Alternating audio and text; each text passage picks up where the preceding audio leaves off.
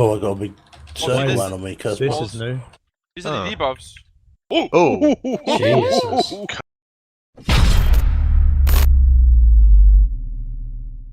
Big love coming out to all my Mythic Raider boys. Where you at in the chat? That's right. We need to step our game up. We're the 1%ers, right, guys? We're those guys that got all the things destroyed. But we have some mythic bosses. Yes, we have. Ny'Alotha is on its way. Despite all the Shadowlands hype, we have a brand new raid on its way. And Blizzard have shown us a couple of these mythic bosses. And by God, they're looking a little brutal. They're looking a little brutal, which I'm sure some of you are pretty happy with, because Heroic was, as we said through nearly every Heroic video I've showed you so far, as we killed the bosses within the hour they gave us. They were very killable. Some of them were pure one-shots. Not much of a challenge there for a Mythic Raiding Guild. However, the Mythic Raid is shaping up to be everything we want it to be. Now, they are doing some cool stuff here. Difficult, though. Got to be clear on that. Difficult. We've only had 2 bosses to look at yet, so let's not read too much into it. One thing I have noticed is the maybe return, and again, this is really early, guys. I've looked at 2 of the bosses. Maybe a return to mechanics that are just straight one-shots, a la Tomb of Sargeras. It's just a pessimistic feeling that I have going into this. That hopefully we're not going right back to that, which is like there's one thing, get it wrong at some point in the fight, and everybody dies, start again. We do know the football boss is like that, which we showed you on Heroic. One boss like that, sure, that's fine. Let's just not go too overboard with it, because it gets very tedious, because it is an internet game, ultimately, and we can have a bit of lag and things like that. Somebody can duff up, not even by their own mistake, and suddenly it's game over, and that's never quite that fun.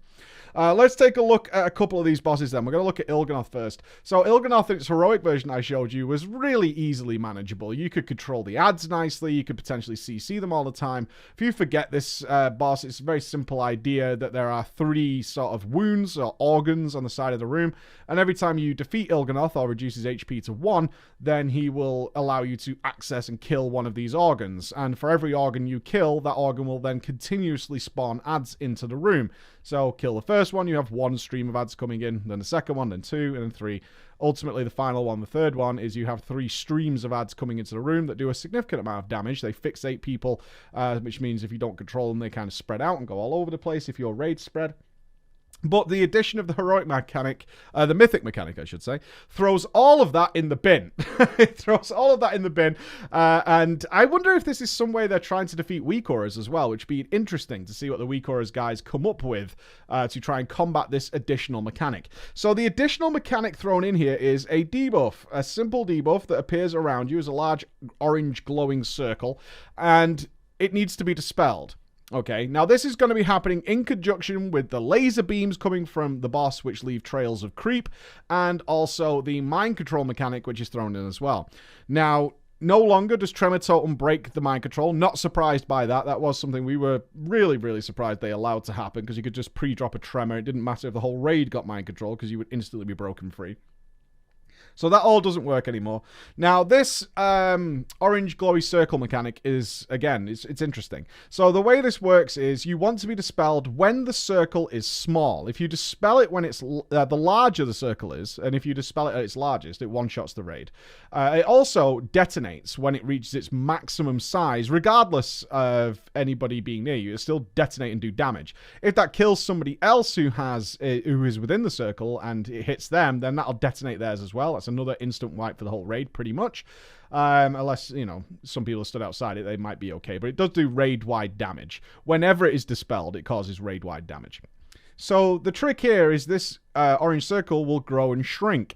And the idea that you have with this is to be spread out so that nobody's within your circle. And then when it gets to its absolute smallest, you call for a dispel. So very simple thing that Mythic Raiders will get used to, unless it becomes down to a weak aura or something, is dispel in 3. Or dispel and preach in 3, whatever your name might be. Something along those lines, because you know yours is shrinking. Now, the reason this kind of comes down to maybe trying to defeat weak auras is the fact that the circle grows and shrinks at kind of random rates. It can grow to its maximum size, then it'll start shrinking, so you're thinking to yourself, oh, I'm going to get dispelled soon. And then it'll just start growing again. And it kind of alternates between it. Sometimes it'll start really, really small, meaning you can be instantly dispelled. But the healers kind of have to look out for that, which is how we did it, is by having the whole raid spread. They can literally visually look at the screen and say, that guy needs a dispel. So healers, get your mouse over dispels ready, because that was really handy if you could clear a few of them instantaneously. Again, they are still causing raid-wide damage, so you don't want to be too giddy with dispelling these. And in fact, the strategy we found was take your time. Take your time. Because you have quite a long time between these debuffs coming out again and reapplying to the raid. Now, the interesting thing about this is when you're killing the organs, the other mechanics stop, like spawning the creep lasers and the mind control. Those don't occur anymore because now you're dealing with the ads and the organ. However, this debuff mechanic is going to continue, and you're now bunched into a much smaller area. So what you're seeing here is via the creep lasers, you're starting to block off parts of the room that are accessible to you.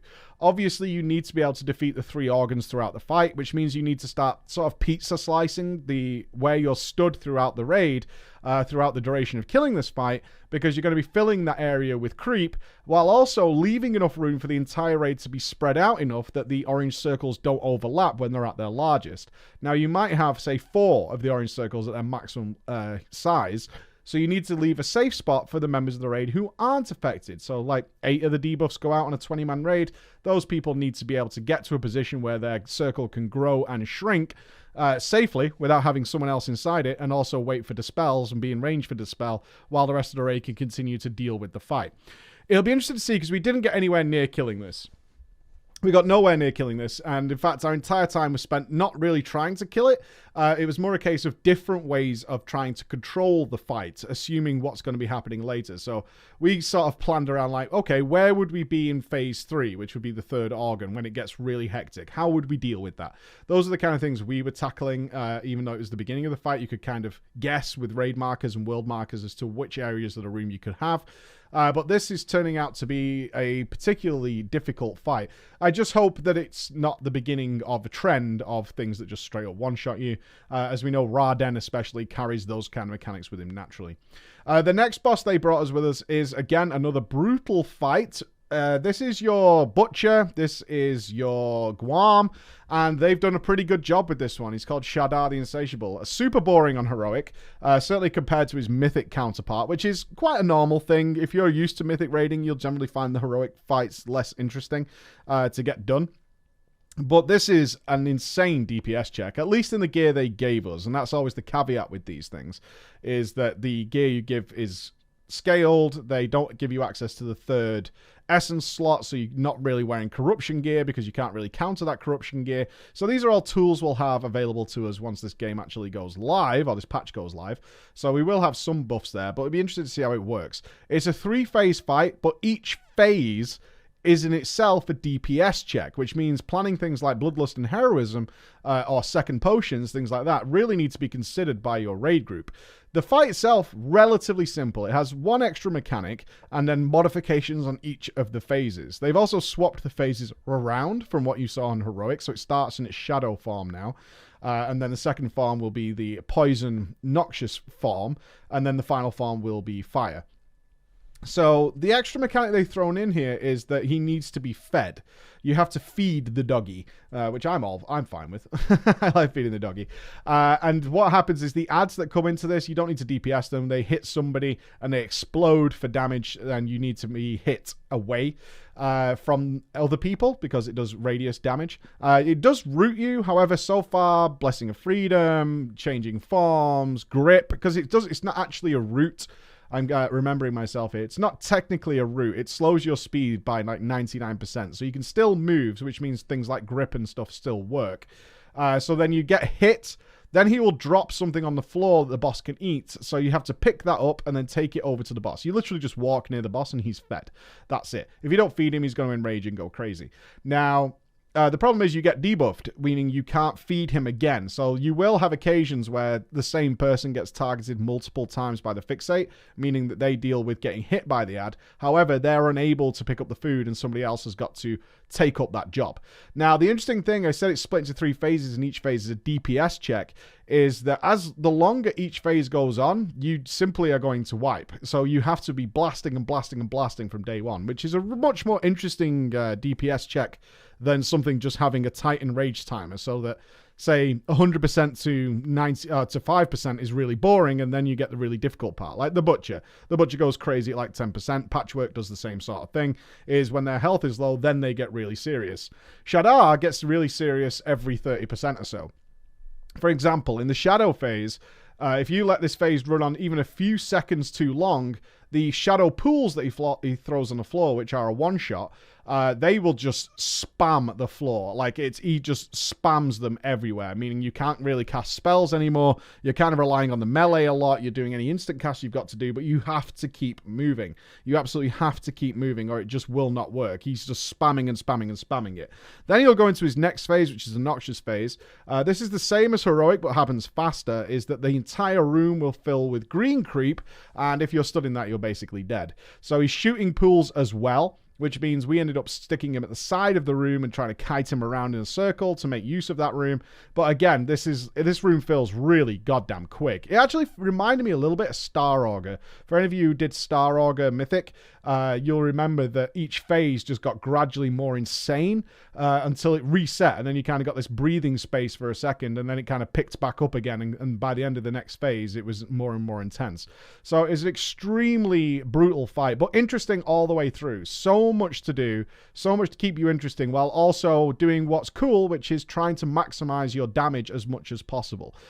These are fights. Both these fights so far really going to take into account your preparation coming into Mythic. We can see that already.